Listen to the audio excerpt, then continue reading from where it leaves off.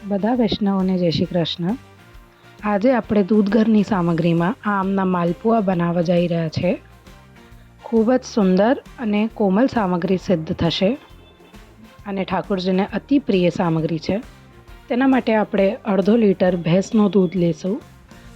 આપણે ચાહે તો ગાયનું દૂધ પણ લઈ શકે છે, પર આપણી પૂરી કોશિશ આ રહેવી જોઈએ કે આપણે ભેંસના દૂધથી આમના માલપુઆ સિદ્ધ કરે. દૂધને આપણે 60% ઉકાળશું અને 40% રહેવા દઈશું. કાં તો આપણે 50% આને ઉકાળી શકીએ અને 50% રહેવા દીજીએ, બેયનું બરાબર માપ થઈ જશે. હવે આપણે લઈશું આરારોટ અને કેરીનો પલ્પ. આરારોટ આપણે લીધો છે 25 ગ્રામ અને 50 ગ્રામ આપણે કેરીનો પલ્પ લઈ લઈશું. આ કેરીનો પલ્પ આપણે હાફૂસ આમનો લઈશું. આ કેરીના પલ્પને આપણે પ્રોપર રીતે ગ્રાઇન્ડ કરી લઈશું. એમાં આપણે જલનો ઉપયોગ જરાય પણ નથી કરવાનો. તેના પછી આપણે 2 વાટકી જેટલી ખાંડ લઈ લઈશું. હવે આપણે ભેંસના દૂધને ઉકાળવા રાખ્યું છે, જેને આપણે 50% ઉકાળવાનું છે અને બાકીના 50% આપણે એને ઘોટવાનું રહેશે. એટલે કે 250 ગ્રામ જેટલું દૂધ રહી જશે એટલું આપણે આને ઉકાળવાનું રહેશે.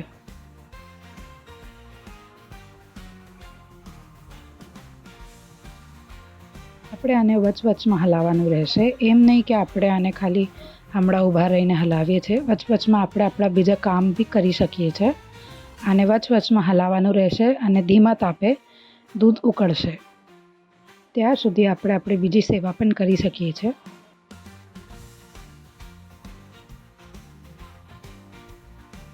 કરીબ આને 10 થી 15 મિનિટ જેટલું થઈ જશે દૂધને અડધું થતાં, કેમ કે આપણે આને મીડિયમ ફ્લેમ ઉપર ઉકાળી રહ્યા છે.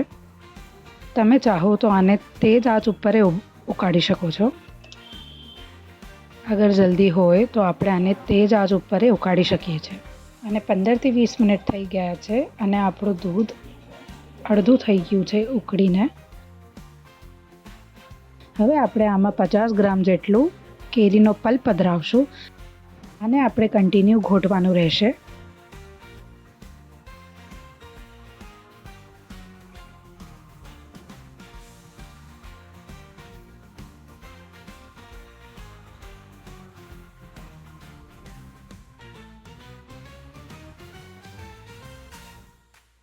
આ પ્રકારથી આપણે આને વ્યવસ્થિત આખું ઘોટી લેશું. એમાં આપણે 50% જેટલું દૂધને ઉકાળ્યું છે અને 50% જેટલું રહેવા દીધું છે. હવે આને આપણે ઠંડુ કરવા મૂકશું. તેના પછી આપણે જોશું કે આગળ સામગ્રી કેમ બને છે. આ દૂધ ઠંડુ થઈ ગયું છે. હવે જે આપણે કેરીનો પલ્પ અને દૂધને મિક્સ કરીને કર્યું હતું તે મિશ્રણ આ આપણું હવે ઠંડુ થઈ ગયું છે.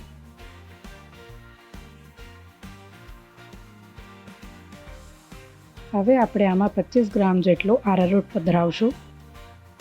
આરારોટ નાખવાના પશ્ચાત આ ઘોલ જરાક ટાઈટ લાગે છે. આમાં જરાક આપણે દૂધ નાખશું, જેનાથી આ ઘોલ જરાક ઢીલો થઈ જાય. તેના માટે આપણે આમાં જરાક દૂધ નાખશું, તેનાથી આ ઘોલ જરાક નરમ થઈ જશે. આનો ઘોલ આપણે પુડલાના ઘોલ જેવો રાખવાનો છે. અને અગર તમારો ઘોલ નરમ જ છે તો તમને આમાં દૂધ પધરાવવાની કાંઈ જરૂરી નથી. તો તમે આમાં દૂધ ન પધરાવતા. મને મારો ઘોલ જરાક ઢીલો કરવો હતો એટલે મેં આમાં દૂધ પધરાવ્યું છે. આમાં અગર તમારા પાસે દૂધ હોય તો તમે દૂધ પધરાવી શકો અને જલ હોય તો તમે જલ પણ આમાં પધરાવી શકો ઘોલને ઢીલો કરવા માટે. આમાં જરૂરી નથી કે તમારે ખાલી દૂધ જ પધરાવવાનું છે. તમારી ઈચ્છા પ્રમાણે તમે જલ પણ પધરાવી શકો છો. હવે આને આપણે પ્રોપરલી મિક્સ કરી નાખશું, જેનાથી આ દૂધ આ મિશ્રણ સાથે મિક્સ થઈ જાય. થોડી વારમાં આપણે આમાં ઠંડુ દૂધ પધરાવશું. હવે આ ઘોલ તૈયાર થઈ ગયો છે. હવે આપણે આને 1 થી 2 કલાક માટે રહેવા દઈશું. બસ 1 થી 2 કલાક માટે જ આને આપણે રાખશું.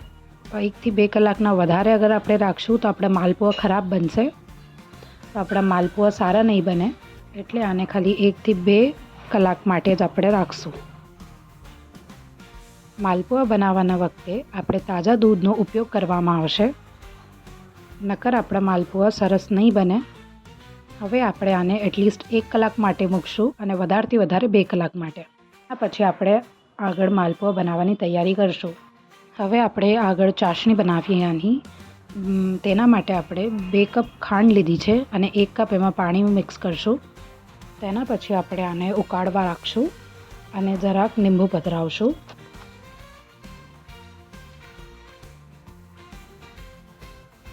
આપણે આમાં અડધી ચમચી જેટલું લીંબુ પધરાવી નાખશું. ચાસણીમાં લીંબુ પધરાવવાથી ચાસણી ખૂબ જ સુંદર અને કોમલ બને છે. આપણે ખાલી ખાંડ ઓગળે એટલી જ વાર આને ઉકાળવાનું છે. હવે આ ચાસણીમાં હું કેસર પધરાવીશ. ઘોટીને આપણે આમાં કેસર પધરાવશું. હા, તમારી ચાસણી તૈયાર થઈ ગઈ છે. ખાંડ પણ આમાં પ્રોપરલી ઓગળી ગઈ છે. હવે આપણે ગેસને બંધ કરી નાખશું.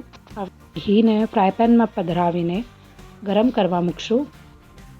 ધ્યાન રહે કે ઘોલ જેમ આપણે પુડલાનો ઘોલ તૈયાર કરીએ છીએ એમ જ ઘોલ રાખવાનો છે આપણે આનો પણ. હવે આપણે એક કરીને માલપુઆ ઉતારશું. માલપુઆના ઘોલને આપણે વધારે પાતળો પણ નથી કરવાનો, કેમ કે આપણે વધારે પાતળો કરશું તો સામગ્રી સુંદર નહીં બને, અને આને વધારે જાડો પણ નથી રાખવાનો. બંનેમાં સામગ્રીમાં સુંદરતા નહીં આવે. આ માલપુઆ આપણે મીડિયમ આંચ ઉપર બનાવવાના રહેશે અને ખૂબ જ સુંદર જાલી દેખાય છે માલપુઆમાં. હાઈ ફ્લેમ ઉપર આપણે માલપુઆ બગડવાની બીક રહેશે, એટલે આપણે આને મીડિયમ ફ્લેમ ઉપર જ બનાવવાનું રહેશે. ચાસણી પણ આપણે વધારે ગરમ નહીં જોઈએ, મીડિયમ ચાસણી જોશે.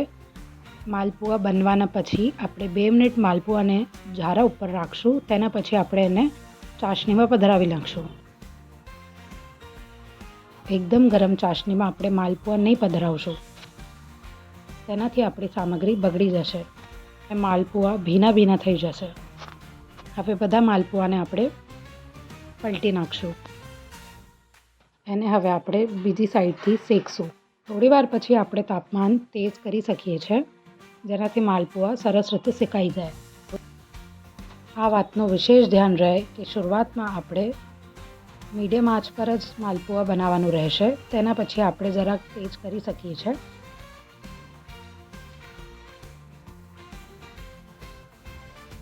હવે આપણે આને ઝારામાં કાઢી લઈશું.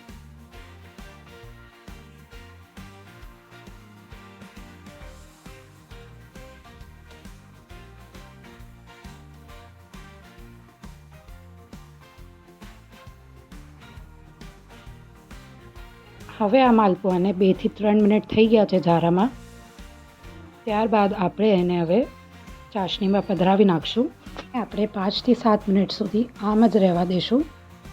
પછી એક પાત્રમાં કાઢીને ઠાકોરજીને ભોગ ધરશું.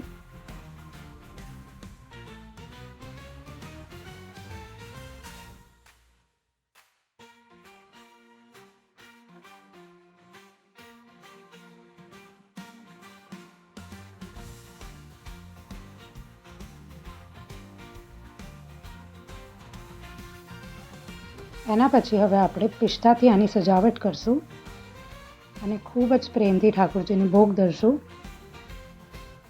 આ જુઓ તમે, ખૂબ જ સુંદર અને સોફ્ટ સામગ્રી સિદ્ધ થઈ છે. આમના માલપુઆ ખૂબ જ સરસ જાલી દેખાય છે અને ખૂબ જ સોફ્ટ માલપુઆ તૈયાર થયા છે. તમે લોકો પણ તમારા ઘરે વિરાજતા સેવ્ય સ્વરૂપને ભોગ ધરો, સામગ્રી બનાવો અને બીજા વૈષ્ણવને પણ તમે આ શેર કરો સામગ્રી, તાકી એ પણ એમના પ્રભુને ભોગ ધરી શકે. બધા વૈષ્ણવને જય શ્રી કૃષ્ણ.